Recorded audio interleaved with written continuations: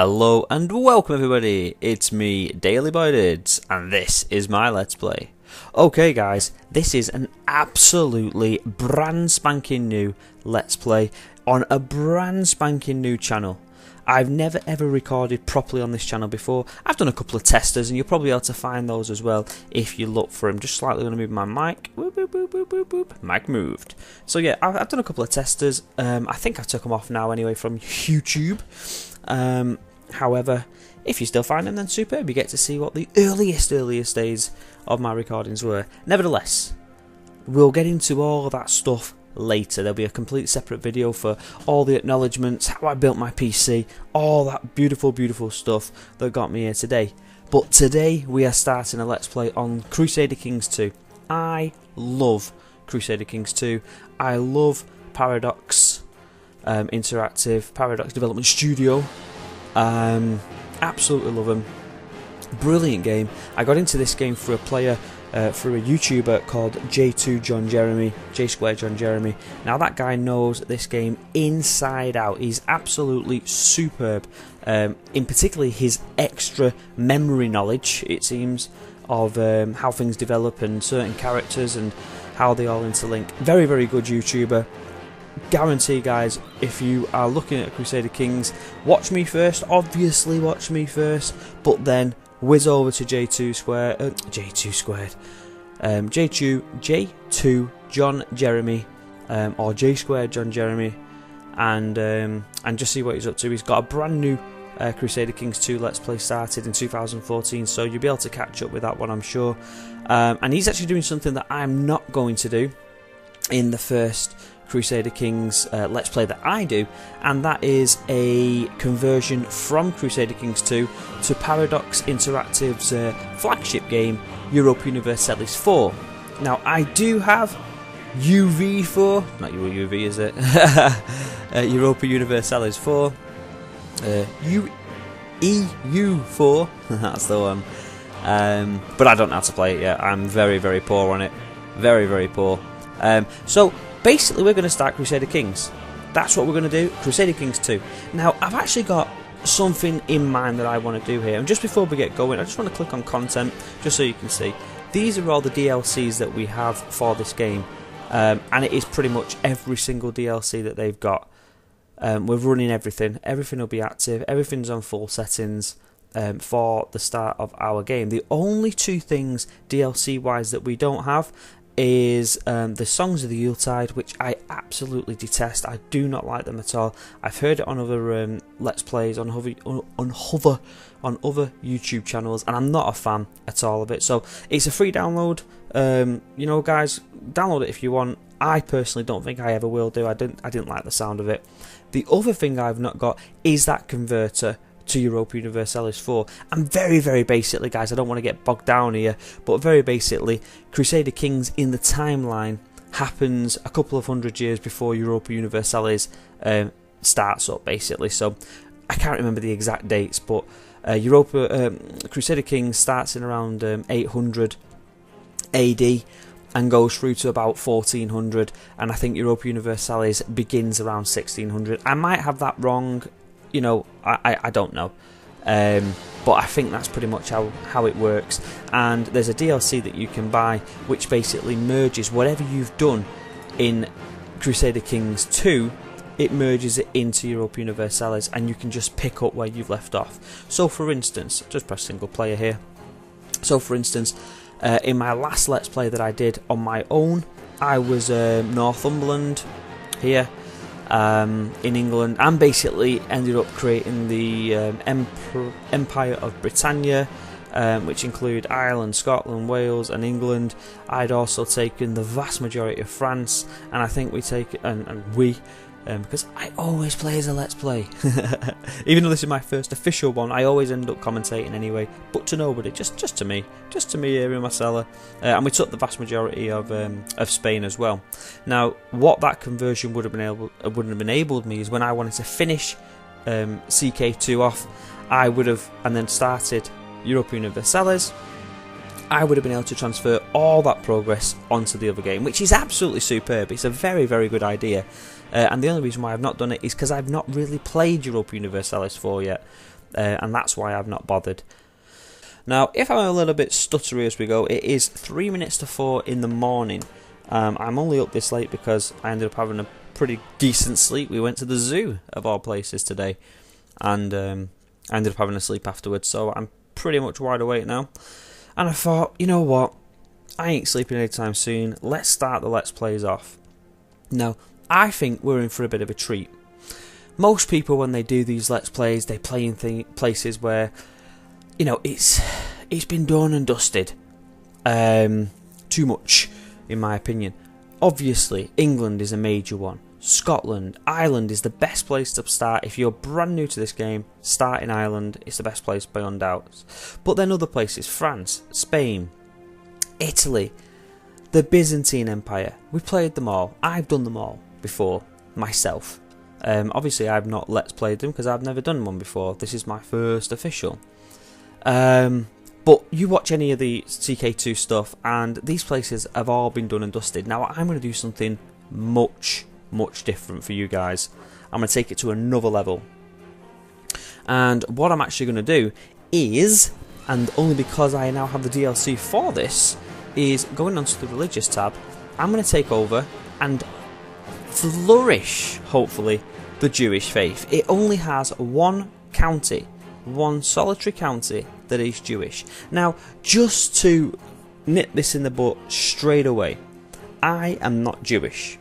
I don't really know very much about the Jewish religion, Judaism. Okay? There's things that I will say that will probably be mispronounced or severely educated.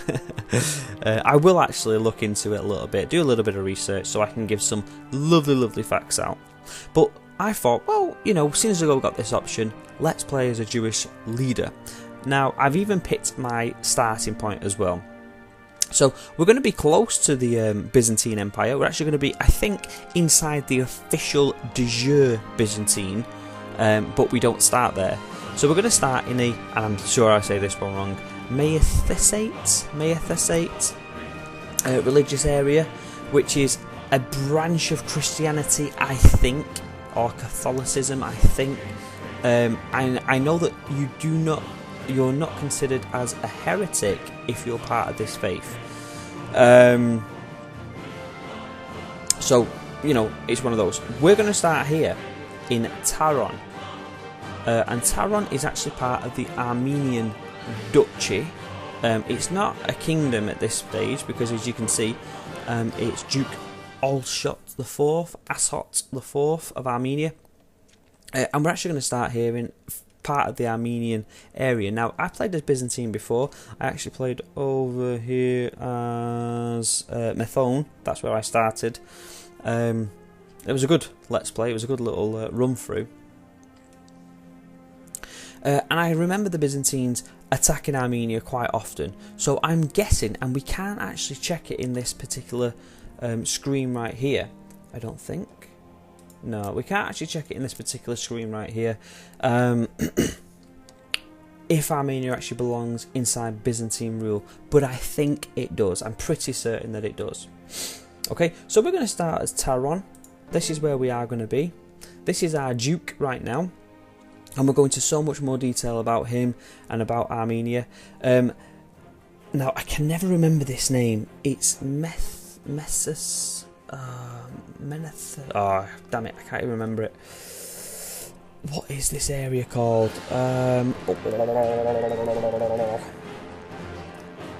Mesopotamia? Rings a bell? So, I think it's Mesopotamia. So, this little sort of section here, which does include us, falls under Mesopotamia, not officially under Armenia, I believe. Now again, I'm not entirely sure. I chose Taron simply because it is a count. Okay, so basically we'll be starting at the lowest level that we can start as a count. And again, I'm going to go through the entire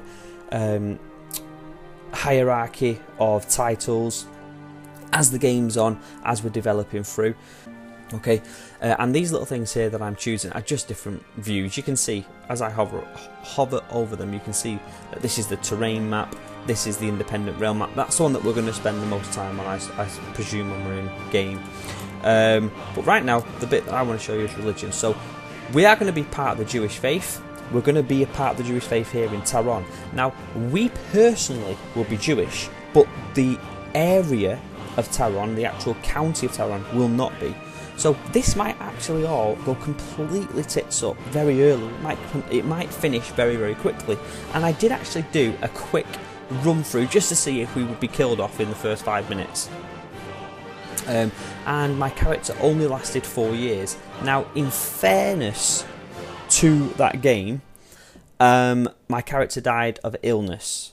So it wasn't that we was assassinated. It wasn't that we was particularly or specifically attacked. We was ill and we died, but it was within 4 years. So that was a very, very short let's play, let's put it that way. So what we're going to do is just get straight into character creation, and then we'll finish the first video there. Now, the way I'm going to create my character, I can do this because of one of the DLCs that we've got in the Rule Designer, I think it's actually called, and I know that's what it says when it's hovered over. Now, I'm going to flick through some of this stuff, guys, but of course, being the ever so professional that I am, I've already got all my presets ready, because, as I said, I did do a quick try of this setup to see what it would be like. But obviously, you could make quite a few changes here. In my opinion, it's not enough changes. I think you should have a much more direct effect over this stuff. But what can I say? You know, it is what it is. The big things to look out for here, of course, is the gender. You can be a female ruler if you wish. Age doesn't really matter, I suppose, because you get to change that in a minute anyway, through some traits that you pick. So we are going to be Armenian. That is going to be one of our major decisions straight off the bat. We're going to be Armenian. And some of the things that we're going to look at, the game that we're going to produce here, or what we're going to try and do, is, as I said, we're going to be Jewish. We're going to be Jewish in a non-Jewish area. So one of the major priorities is to establish Judaism here in Armenia, or Mesopotamia if we end up there, or the Byzantine if we end up there, or of course in the Abbasid area if we end up there. As you can tell, this is going to be a hotbed of war. We are not going to have any real time of just chilling out and just to grow. It's going to be pretty hectic quite a lot of the time. Especially if we don't actually belong to Armenia, then this area is going to be attacked. Okay, so we're going to try and spread Judaism as well as we can, as much as we can. But one of the major goals of this Let's Play is that I want to take Jerusalem. Okay, so I want to take and hold Jerusalem. I just don't want to take it for 5 minutes and then it gets taken off me again. I want to take it and hold it. I want to make Jerusalem ours, and I want to build Judaism around Jerusalem. And again, guys, if that's against something that you personally believe religiously wise, then I put my hands up, and I genuinely do. This isn't really about us trying to get Judaism big in the world. This is purely a game. It's 867. We will be, you know, it's way before our time. It's just a bit of fun. Something that's going to be a tough challenge all the way through. So if we can spread Judaism in Armenia and further afield, then fantastic. We definitely want to look to take Jerusalem. I personally want to take Egypt.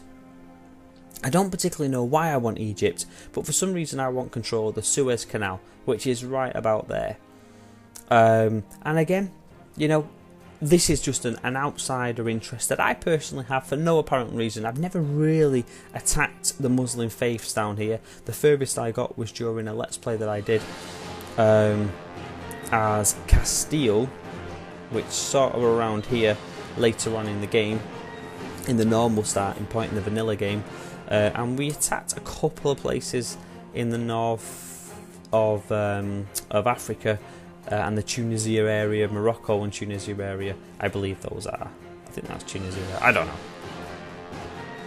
So yeah, I mean, having a big battle out here will be quite interesting.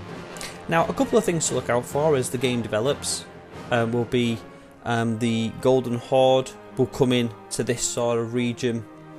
We've also got the Sunshine Invasion that's going to come in from this side of the map, and this is a DLC that is a little bit of a bonus, really, because obviously this invasion never occurred, and it's the idea that the Incas or who are the other guys over there, Incas and oh my god, my brain is melted, I can't think. Whoever the other guys were over there, down Peru side, I can't even remember who they are now. But anyway, the guys from over there that the Spanish went over and devastated, they make an appearance in this game. It's a DLC, you don't have to play it, and it won't occur because it never did in real history. But that's just interesting that might happen. Shouldn't really affect us, we're going to be way over here by then. Well, all the way through. Okay, so as I said, what we're trying to do is spread Judaism through Armenia. We want to take control of Jerusalem and Egypt, but really to establish Judaism and eventually make the kingdom, I think it comes under, of Israel. Now, I realise, guys, that this game is going to go out to America and in particular to England, and not everybody's a big fan of Israel and Iran and Armenia, and well, Iranian's not even a place, but Iran and the Muslim world and all that lot. Guys, this is not real life. This is just a pure fabrication. We're just doing this because I've never seen this happen before. I've never seen this sort of, this specific type of game being played. That's what we're aiming to do in this. So let's character create. So we're going to stay Armenian. And as I said, there's just a few options that you can choose here. You can do whatever you want when you're picking your own player. As I said, I have actually got a couple of quick presets that I particularly wanted to do, that I liked when I saw it. So see what you think of my character. Unfortunately, I am not going to be that creative when it comes to the name. I really want to try and push my channel, and right now, everything that I do is going to have some kind of Daily Boy or DaleyBoyDidds or Dids or something along those lines. Basically just get in the mix. We'll come down with better character creation names later on. So as you can see, I'm directing my character towards a certain look right now, and this is because, as I said, I've already pre-done this in the past. I messed about with it, and I thought I'd just show you this rather than just create the character, so you can see it, just so you can see how it all comes together, some of the options that you can have, some of the different looks and what have you. Now, there's nothing special about this guy. When I just clicked it last time, he just looked like a good character to take forward, and so that's why I do it. So this is what our character is going to look like. Armenian, as I've said. This is his actual look and his background. Coat of arms we will choose in a moment. This is the current coat of arms for the family that was already in for this guy. Does it give his name? Count Agbner. See, that's why I've got to change his name. I'm going to do the coat of arms last, because often when you try to change the coat of arms and you then go into the attributes, the coat of arms goes back to its original, which I'm not really down for. Okay, so what we're going to do is we're going to call our house, and this is one thing that I'm not a big fan of. See where the cursor's flashing right over the lettering? Yeah, I don't like that. I want the cursor at the end. Come on, guys, it can't be that hard to put that in. So we're going to obviously call it Dids, and the dynasty is going to be DaleyBoyDidds. So our character is going to be called Dids, DaleyBoyDidds, because even though it's double, repeating its name, as I said, I really want to push my channel, and this is the first one I'm doing, so why not do it straight away?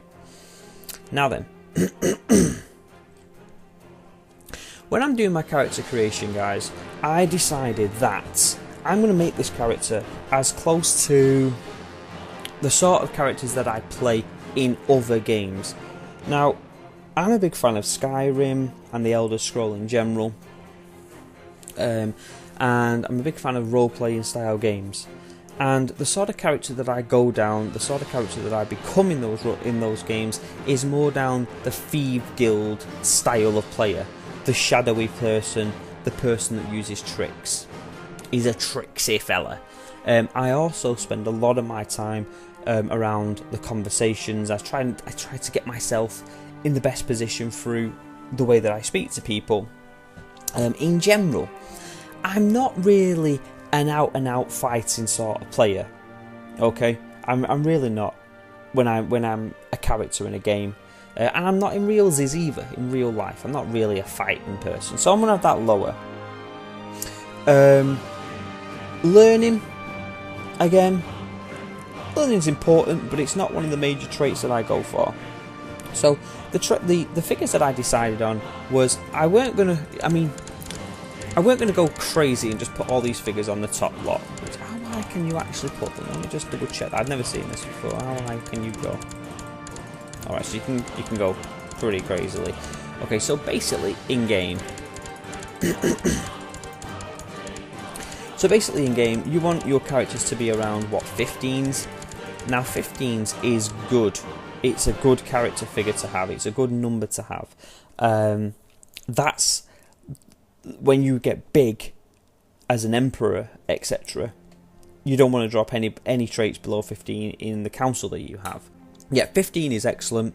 20 is just superb. So I'm going to go for 15. Nothing's going to be over 15 on mine. Marshal, I'm going to go for 10.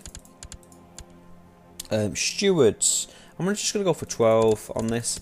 I do generally spend a lot of my time in games as well, collecting money and building a character through its wealth, but it's never as important as the diplomacy or the intrigue that I have. And again, I'm going to crank this up to 15 just to show that these are my two major traits.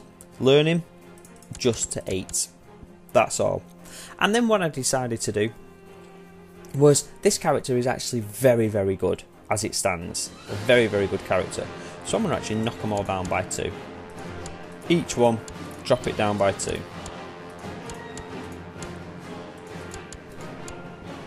So, it should have been 15, 10, 12, 15, and 8. Okay, so that's going to be our character traits. Again, that just makes it a little bit harder for us. Now, health-wise, we'll keep that the same. Fertility, we'll keep that the same. I'm going to start with no sons and no daughters, and that's actually really quite important because I'm Jewish, I will be classed as an infidel, and therefore people will not actually like me that much.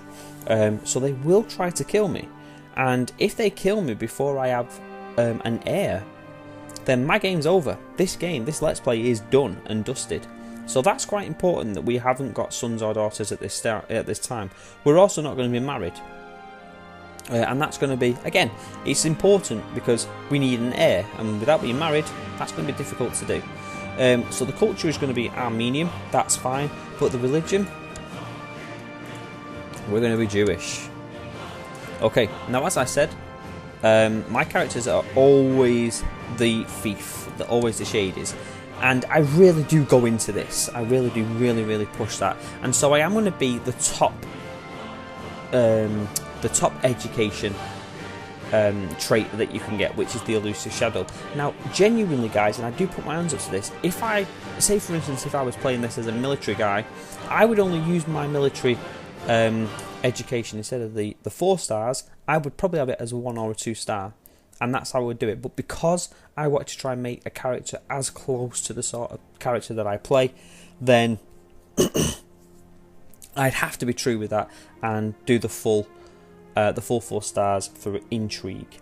Now again, we're going to go over all what that means as the game's playing. So just bear with me at this stage. If you think, what the hell are you talking about, intrigue? Why is that important? Why is any of it important?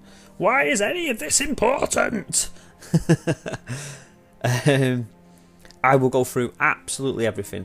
One thing about this game is it is in so much detail. There are layers upon layers upon layers of different ramifications to decisions that you make, to the stats that you have. Everything has has something else that comes from it and can put you into some danger because of it.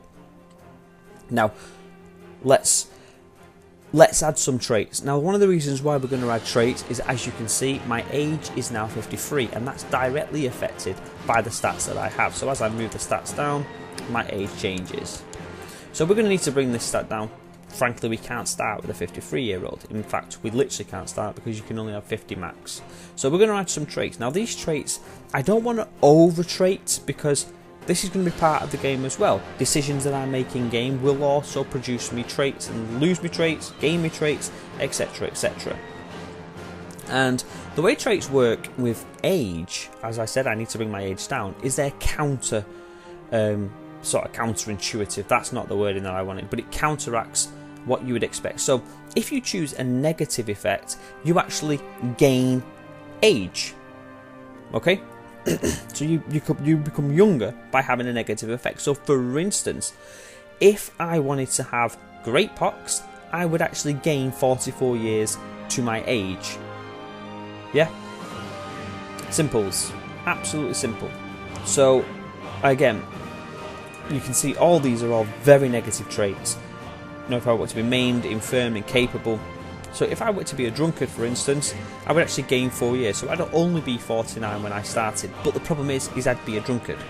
And that is a problem. Positive traits have, obviously, the opposite effect. So if I wanted to be a genius, I'd actually lose another 30 years. So I'd start the game at 83. Obviously, I couldn't start at 83 because you've got to be 50 as a maximum, but you get what I mean. So the good traits add years to your life, the bad traits take years away from your life. Yeah? So the bad taken away is a positive thing, adding years is obviously a negative thing in this game. So again, I've already pre-got these traits, but I could find them every single time the same way. And the one that we're going to start with is lustful. Now, I'm going to choose lustful for a couple of reasons. In this game, in Crusader Kings 2, I genuinely am a bit of a bastard. I try to sleep with as many people as I can. The power goes to my head. It really does. It goes to my head. But no. I try to bring in genius traits through the women that I have in my court, and if I get to sleep with a genius and have a child, there's a chance that that child will become a genius itself, which vastly increases the strength of my family name. And Crusader Kings 2 is all about the dynasty name. Okay, one of the best analogies that I heard of how Crusader Kings differs from anything else is by comparing it to that of the Mafia, for instance. And it's not necessarily about the amount of power you have across the world, but it all comes down to very personal, a very close-knit family, and it's your family name and how you influence things around you, and that's very similar to how this game is. Okay, so one of the things that we need, so one of the things that I am in this game is quite a lustful character. Yeah, I put it about a bit. But secondary to that, we actually need lustful because we need to build up our family tree. When we start this game, there will literally be one and only DaleyBoyDidds. They're just one and only, so we need to build up that. And the increase that we get from having lustful is 20% fertility. Okay, and that's going to be massively important. You can see we started at 50%, we're now up to 70 because of that trait. So that's really, really important. As I said before, one of the other things that we definitely do, or what I definitely do in my games, is I like to accumulate things and money. So greedy is going to be an obvious trait that we choose. A trait that I wish I could have would be diligent. But as I said, I'm going to do these as they come around and kind of as necessary. Now then, guys, the next one I'm going to click is patient. Now this is probably one of the only things, I suppose lustful as well, but one of the only things that kind of gives me a lot of positive effects. Now then, I'm actually picking patient though for another reason. And it's a reason that you might watch me play this Crusader Kings and literally like scream at the TV. The reason being is that just because I have a title claim on something doesn't mean I'm going to push that title. I will wait until it feels like it's the right time to actually go. If, for instance, I have a single county in a duchy that I'm going for, my character is quite young at the time, say 30 years old, it's unlikely that I'll push that claim for that single county. It's more likely that I'll wait for the claim on the entire duchy, possibly every single county in that entire duchy, and then the duchy title as well, and then push the whole lot in one go. So that will annoy some people, and I'll tell you that right now, it will annoy some people, but that's how I play Crusader Kings. I don't tend to lose territories once I've got them, okay? And one of the big things about this game, again, is that it is the gaining and losing of titles. I'm not a fan of losing titles. This comes under the greedy side of it again. Once I've got it, I want it. And it's even hard for me just to give the title away when I start moving up to become a duke or to become a king. It's difficult for me to give away titles, as you will see. Now, the next trait that we're going to have is deceitful. It gives me another 4 years on my life. And this comes really hand in hand with my education skill being intrigue, my main skill being intrigue. Being intrigue again. So the deceitful comes in there. I also like deceitful, that although it reduces diplomacy, I think it's a real big part of diplomacy that is very, very useful. To be able to deceive one person and yet still get them to do something is a very, very good skill. So I'm surprised it reduces diplomacy so much. The next one I'm going to pick, well, I'm going to go for the other one and I'm going to come back to the next one towards the end.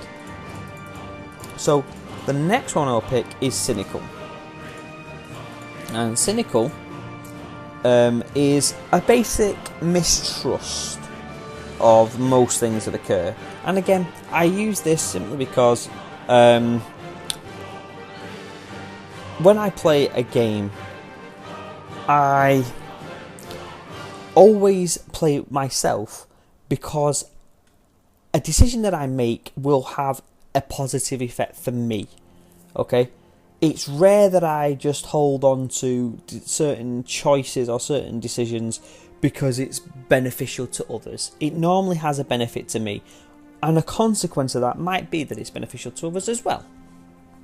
And because I'm like that when I play, I think that everybody else is going to be like that towards me. So cynical is definitely a trait that I would use, or would say that my general characters have. However, the other trait that I'm going to put in is trusting, because I genuinely do give people a chance first. In all games that I play, or all role-playing games that I'm in, generally speaking, I give them an opportunity to fuck up. And then once they do, I make sure that they know it. Okay, so then the last trait that we're going to add, and as you see, there's no real positive traits in there. And the reason why there's no real positive traits is because we needed to bring our age down as well. But the last thing we're going to add is one thing that I definitely will not be during this game, that I definitely am not during my role-playing, but for the sake of this particular game, I'm going to have to click this content trait. The reason is, I get 16 years added to my life, but this is going to be vital in our early chances of staying alive. Why? Because a content count or a content duke, etc., is the sort of person, is the sort of trait of a person that the landowner wants. So if I'm a count, like I am, my duke will not like me because I'm an infidel, because I'm Jewish in this case. Okay, so they won't like me, but because I have content, he will like me more, as I will get on with my job of ruling over my county, okay, without really pestering him too much. Now, I will pester him a lot, and I'll try and take every single title that he has, and all the rest of them around me. However, it will buy me a little bit of time to have the content trait. And when I become a duke or a king myself and have to give away some of my titles, it will be the content trait that I am looking for. It will be content and low intrigue, or traits that are intrigue positive. will be the sort of things that I'm after when I give away my titles. For the exact same reason as why I'm going to choose content, the idea that the people will be less likely to rebel against you, less likely to try and take titles from you, and just be easier to manage. And that's the reason why we're going to go for that. Okay, so the last thing we're going to do before we get the game started and before we finish this episode is the coat of arms. And again, in the coat of arms there are 4 different things you can do, starting with the plain, just a plain shield. I know this has got an emblem on it, but basically just a simple plain shield. Then you've got the is that the partition one? Is that a single partition? I think it is. Yeah, single partition. So you've got something above, something below, so you can have half and half. Then you've got the half and half going down the middle. Then you've got the quarter. Yeah, and then the final is the try. So the full bottom half, and then the top half is then cut into in another 2. Yeah, so that's how the shields are produced. Now you start with about 70 choices, and with the DLC packs that's up to 158. Now I'm not happy that that's all that you get, 158. Colour wise, you only get 15 to choose from. You only get 24 emblems. You really should be able to develop this much better, and that's one thing, Paradox, that I think that you really should get into a lot more. This is something that is associated with you directly. This is going to be the shield of DaleyBoyDidds, and I should be able to have a lot more say in what that looks like. However, I have already pre-done this one as well, so we want the party per pale. Party per fess, party for pale, and we're going to go 29 on each. Woo, 29! I think I put that.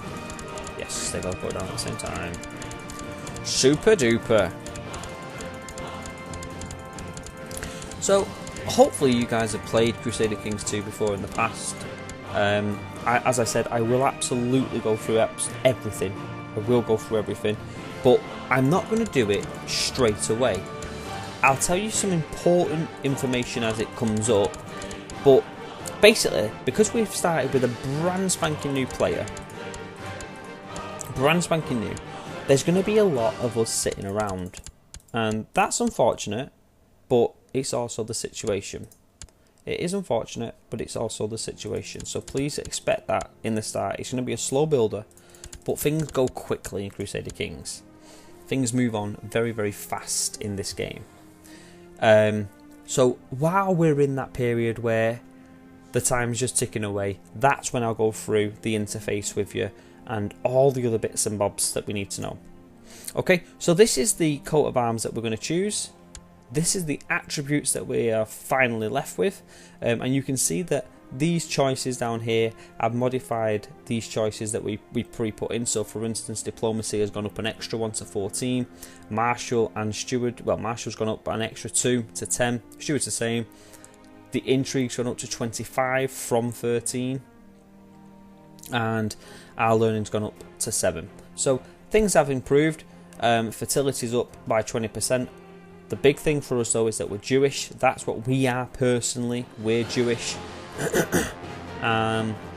So yeah, this is going to be fun, guys. This is going to be different, and it should be a lot of fun.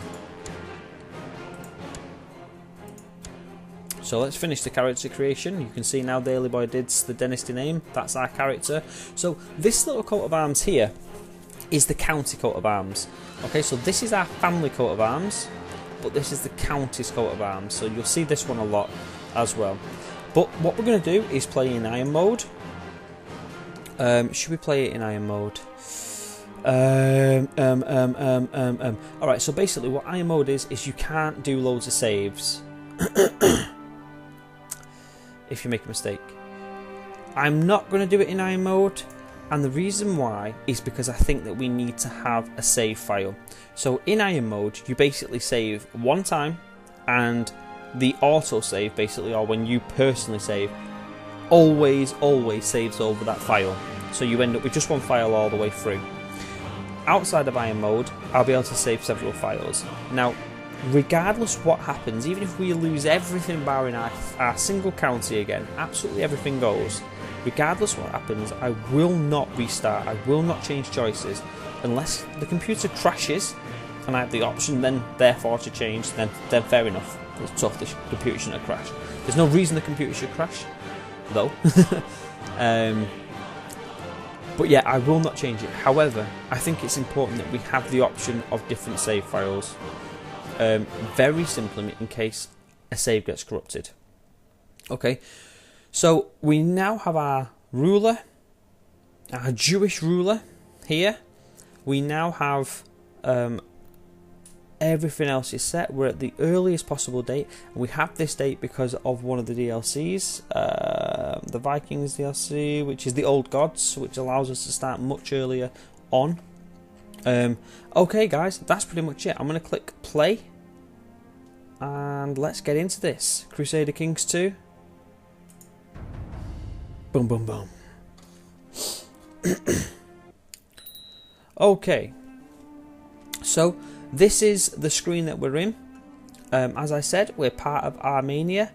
We're going to be Taron, that's our county that we're going to start on, and this is the basic overview. So if we scroll right the way out, that's the playing area that we've got. There are several different screens that we can choose from. The religion screen is a big one for us, so Jewish, as you can see, only the single Jewish state still. Our state has not changed to Jewish yet. And basically, guys, that's where we're going to leave it for today. The way that our screen will look will be with the dialogues box at the bottom, so you can see things as they're happening.